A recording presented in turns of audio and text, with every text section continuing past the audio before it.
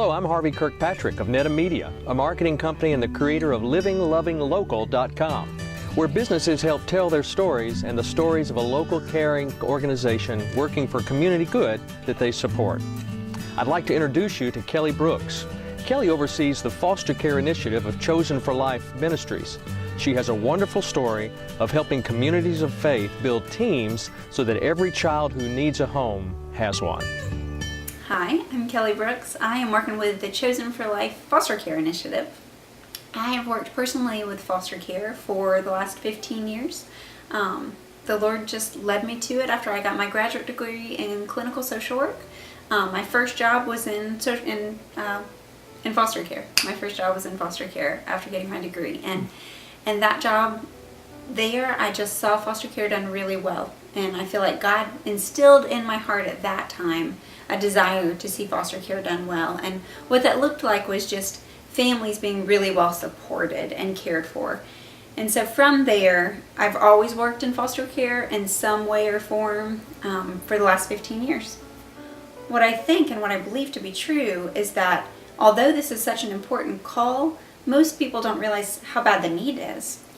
And even myself, working in it for 10 years, was shocked when about a year and a half ago I first heard the statistics that there were 250 kids in our area in foster care in Athens. 250 kids in Athens in foster care. And at that time, and still pretty much consistent numbers, only about 20 foster homes. So drastic difference in the need in our area and the availability of actual help. And so our heart and our hope is to make some tangible ways that people can get involved, that they can realize that this problem is out there, and they can find an action step that fits their gifts, skills, times, ability, what they have to offer. It fits that. And so that many people are able to partner together around the one family that is called to foster, and be a team with them in concept is what we're trying to create, is teams of people working together for the common goal of serving the kids that are in their home. So what I do is help find an advocate and train that one person to be the liaison between our ministry, Chosen for Life Foster Care Initiative, and their church, their individual church. And I train that advocate in the model and how to create these teams at their own church. And then if there are foster parents at their church, or if when we do the promotion, someone rises up and becomes willing to be a foster parent, then the teams that we create are around those individuals from their church. And at many churches, that's the way that it's been done. We've gone to a couple of churches where they haven't had a foster parent. And so in that case, we have a close working relationship with DFACS. And so DFACS tells us these are the families that could use a team and could use some help and support. And so we put teams around DFACS homes. And so we have a combination of those two things. I think what it feels like to try and do foster care without a team is overwhelming and lonely.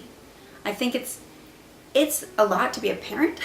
And when you add on to that complexities like you can't leave these children with anybody unless they're DFACS approved. Most foster parents that I know, that when I started doing this process and talking to foster parents, most people had one, maybe two people approved by the state that they could ever leave those kids with. And so if you think about all the things that come up in your life where you could just use a friend that you could call and say, hey, I need you to watch the kids for a little bit, or I need you to watch this kid so I can take this kid to the doctor real quick, or all the life situations that just come up. And to not have that kind of support, to not have anybody that you can call on because they're not state approved, feels very overwhelming to me. That every need that you have to meet, you always have to do that alone and by yourself. And all of that weight and expectations is on you. When I think about what is the importance of foster care, I think of just the importance for consistency and for relationships and safety. Kids who are placed in the foster care system, everything that they've known up to that point is suddenly taken away, and the life that they knew may have been full of challenges, but it was all that they knew. And to suddenly drastically change that and put them with strangers is very scary. I think about the kiddos in our care, and when they first came to us, they were very little, and they'd been in care for about a month, and we were the 4th placement that they had had, and that's just out of lack of homes. I was just thinking, we've had these kids for about 6 weeks, and it is hard, and we added 2 kids to our family overnight, and it's a trying thing, but truly, at the end of the day, in my heart, I have the privilege of knowing that for that day, while they were with us, those kids were loved, and they were safe, and they were provided for, and they were cared for really well.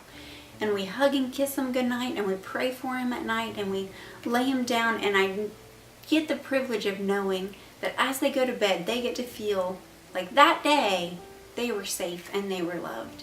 And you can see it in their body language and how they lay down. The difference of how, in those first couple of nights, how they laid down and how their body language communicated, I don't know you, you are a stranger, and I am terrified, versus the comfort now as they collapse in their beds after those hugs and kisses and go to sleep clearly just feeling safe.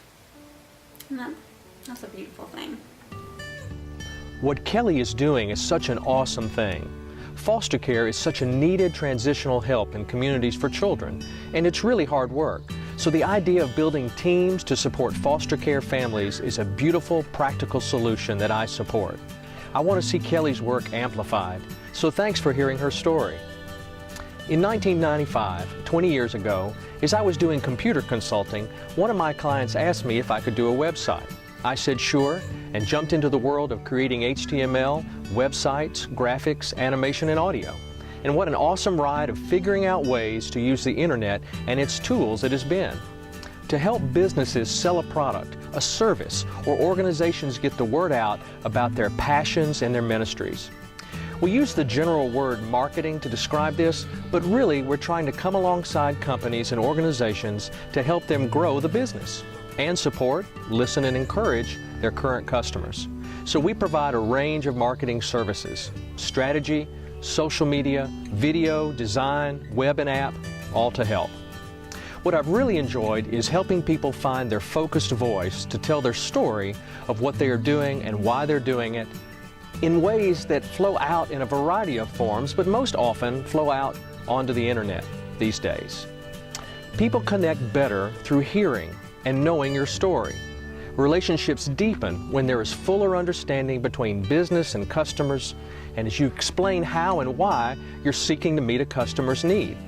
And usually there's a passion behind what you're doing, and then when sharing that, it turns customers into advocates, and we all love advocates.